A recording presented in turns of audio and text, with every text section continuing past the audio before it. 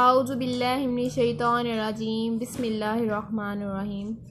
अस्सलाम वालेकुम गर्ल्स, आज आपका लेक्चर नंबर 12 है फॉर क्लास 3rd ईयर। और आज जो टॉपिक हमने रीड करना है वो है जी नसारा की आसमानी किताब इंजील। इसका यहाँ से स्टार्ट है हमारा कि हज़रत ईसा अलैहिस्सलाम और आप अलैहिस्सलाम के हवारियों यानी जो उनके मानने वाले पैरोकार थे उनके हवारियों की ज़बान अरामी थी, जबकि ये तमाम अनाजील जो उनकी बुक्स थी वो यूनानी ज़बान में लिखी गई।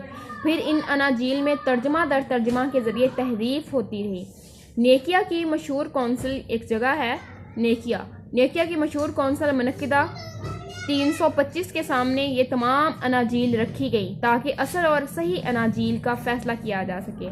इन मोतअद्दिद अनाजील की सेहत जानने के लिए कि ये सही है, असली बुक है कि नहीं है, उसके लिए एक बड़ा निराला तरीका अख्तियार किया गया। एक रात तमाम किताबों को फर्श पे बिखेर दिया गया।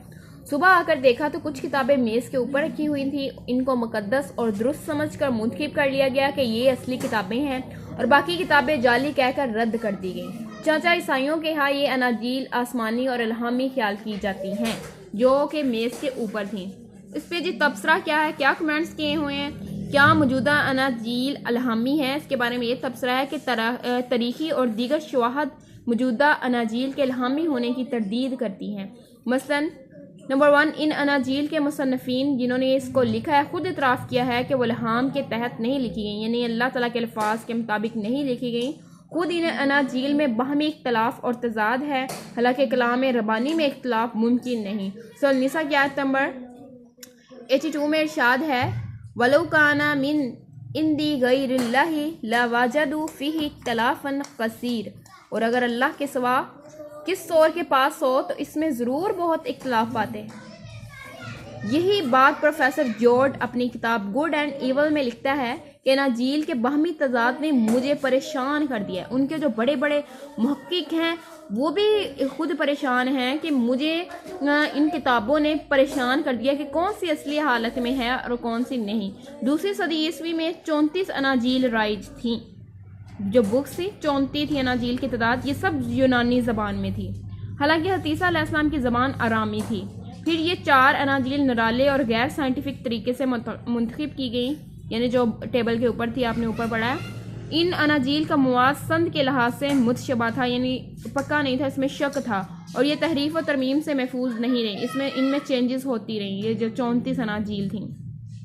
तीसरे नंबर पे है कि अनाजील में मुशरकाना और बातिल अकायद ससलियत, अलबहियत और अबनियत मसीह पाए जाते हैं। ये इनके अकीदे हैं क्रिश्चियंस के कि अल्लाह है, अल्लाह है, हज़रत मरियम है और हज़रत ईसा अलैहिस्सलाम हज़रत मरियम के बेटे हैं। तीनों हैं जिनका कोई नबी नहीं तबलीग नहीं कर सकता, जिनका कोई भी नबी तबलीग नहीं करता। इन अकीदों की जो इनके अपने बनाए हुए हैं। कुरान मजीद में सूरह माइदा की आयत नंबर 17 में इसकी तरदीद आई है इनके बारे में कि गलत है। लक़द कफ़रल्लज़ीना, बेशक उन लोगों ने कुफ्र किया जो कहते हैं, कालू जो कहते हैं, इन्नल्लाह, बेशक अल्लाह हुवल मसीह बिन मरियम, जिन्होंने मसीह बिन मरियम को खुदा कहा।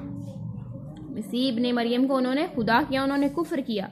फिर सूरह माइदा की आयत नंबर 73 में फरमाया, लक़द कफ़रल्लज़ीना कालू, बेशक उन लोगों ने कुफ्र किया जिन्होंने कहा, इन्नल्लाह सालिसुन सलासतिन, कि अल्लाह 3 खुदाओं में एक है।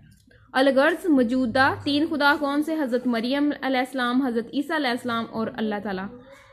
अलगर्ज मौजूदा अनाजील इजाद बंदा है, यानी बंदों ने इजाद की हुई है जो अनाजील है, ना कि इल्हामी, क्योंकि इनके मौलफीन मजहूल हाल लोग हैं। ज़माना तसनीफ़ गैर मुतय्यन है।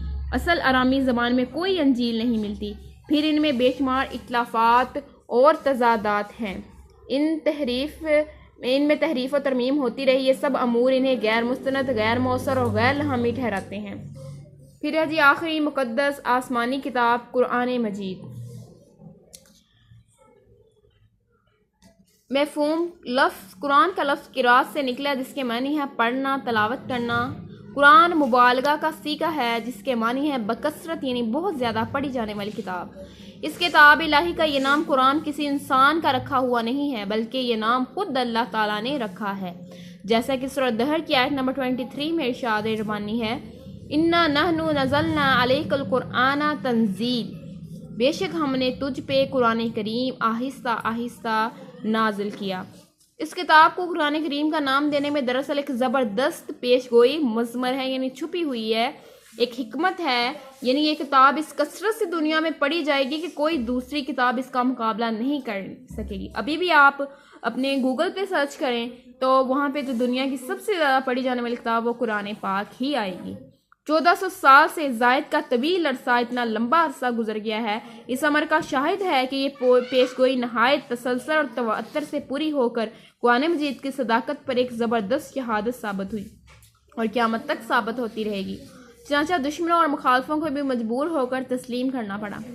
हकीकत यह है कि दुनिया में सिर्फ कुरान मजीद ही एक ऐसी किताब है जो सबसे ज़्यादा पढ़ी जाने वाली है। इंसाइक्लोपीडिया ब्रिटानिका नोडेलिके का मुकाले कुरान, यानी जो बाहर का इंसाइक्लोपीडिया उन्होंने भी सर्च किया है तो उसके मुताबिक जो सबसे ज़्यादा पढ़ी जाने वाली किताब वो कुरान पाक ही है। यही वो किताब है जिसे करोड़ों अफराद दिन में कम से कम 5 मरतबा यानी नमाज में इसकी तलावत करते हैं। जो बड़ी उम्र के लोगों के अलावा नौउम्र बच्चों के सीनों में हिफ्ज़ है, उन्होंने किया हुआ महफूज है और रमज़ानुल मुबारक में पूरी किताब सेहते लफ्ज़ी और हसने क़ुरात के साथ सुनाते हैं। अब हम कुरान मजीद के बाद ऐसे इम्तियाज़ात का जिक्र करते हैं, इसकी खूबियों का जिक्र करते हैं जो इसे दीगर आसमानी कुतुब पे फोकियत देते हैं। महफूज तरीन किताब, ये आपने टॉपिक पढ़ लिया था फर्स्ट लेक्चर में। उसके बाद है जी कुरान साहब का कुतुब समाविया का मुसद्दक और मुहैमिन, ये हम पढ़ते हैं कि जो कुरान पाक की बुक है वो पिछली किताबों की भी तस्दीक करने वाली है।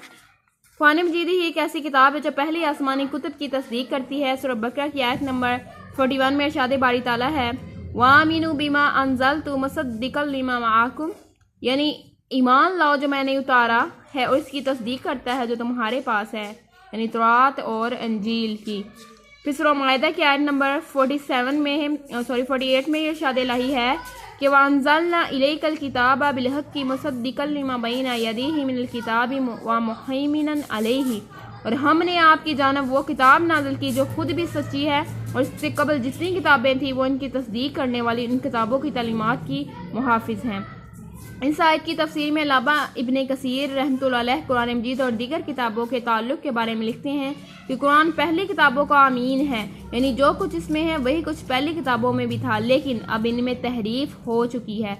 वह इन किताबों की तालीमात को समेट लेने वाला है। जो अच्छाइयाँ इन सब किताबों में मिलकर थीं वो सब अच्छाइयाँ इस किताब में टोटली मुकम्मल तौर पर है। इस एतबार से ये सब किताबों पे मुकद्दम और आला है और यही मेयार हक़ व बातिल है। इस तरह ये साबका कुतुब पर निगरान और मुहाफ़िज़ भी है, जिसकी मिसाल बाइबल की तहरीफ है।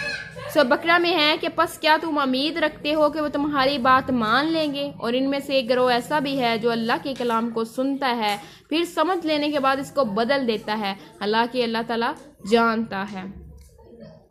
ये आयत की तशरीह है कि जब उनके पास बुक्स आती हैं, उनका एक ऐसा गिरोह है जो उलमा है, वो उसमें से अपने मुताबिक अपने दुनियावी मफादात के मुताबिक उस बुक को चेंज कर लेते हैं। वो फिर समझ लेने के बाद अच्छी तरह समझते हैं कि अल्लाह ताला ने क्या उसमें फ़रमाया है, क्या अहकामात दिए हैं कि नबी ये जो आखिरी नबी आना हज़रत मोहम्मद सल्लल्लाहु अलैहि वसल्लम ने आखिरी किताब उन पे आनी वो हकीकी और सच्ची होगी, लेकिन वो उस बात को समझ के फिर वो उसको बदल देते हैं, हालांकि अल्लाह ताला जानता है। रोमन तारीख़ कलीसा मतबूआ मिर्ज़ापुर 1856 सफ़ा 10 पे लिखा है कि बहुत से मसीही किताबें खुद लिखकर किसी हवारी मसीह या हवारी मसीह के किसी खादम या से किसी बड़े अस्कफ के नाम से मशहूर कर देते थे, कि उनके जो बड़े सायुलमा थे उनके नाम से ये मशहूर कर देते थे। ऐसी जाली कार्रवाइयाँ 3वीं सदी ईस्वी से शुरू हुई जो कई 100 बरस तक जारी रहीं। ये नहायत ही खिलाफ हक़ और काबिल शर्म हरकत थी।